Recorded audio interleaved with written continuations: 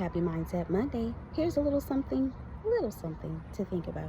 In John 7, when the religious teachers brought the woman to Jesus, the one who got caught in the act of committing adultery, why didn't Jesus just convict her with the word, or be really harsh with her, make her feel terrible about herself? Or why didn't Jesus just allow for her to be stoned? Because he could have.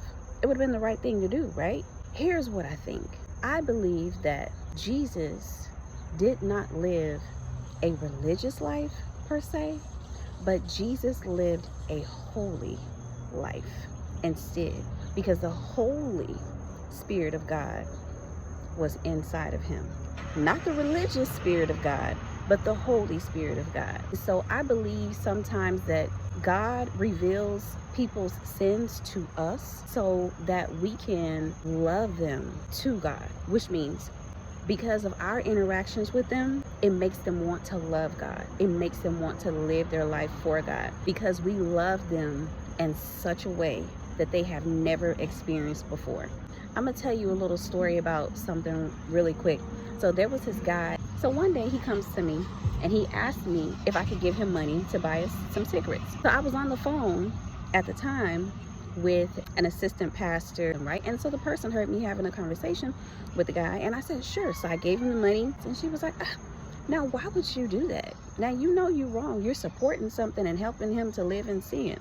Well, when I did that, I told him to have a blessed day. And he looked at me with this weird look. Keep in mind, this guy does not go to church. A few days later, I end up seeing the same guy sitting on his porch, smoking cigarettes, listening to his Bible out loud. You know, I could tell that he was trying to understand. Every time I saw him from that moment on, he started telling me to have a blessed day. One day he came up to me and he started talking to me about God. He said, I don't really know that much about God, but God has really been good to me in my life. And he just started talking. It's those little seeds that we plant from our fruit of our Holy Spirit that matter the most. Jesus sat with sinners, and when he was sitting at that table with those sinners, he knew exactly who they were. He was not convicting them for their sin. He even knew if they were going to commit sin after he sat and ate with them. And he still got up on the cross and died for them. We all are battling the same devil. So remember, kindness is free. It does not cost you anything to be kind to anyone, does it?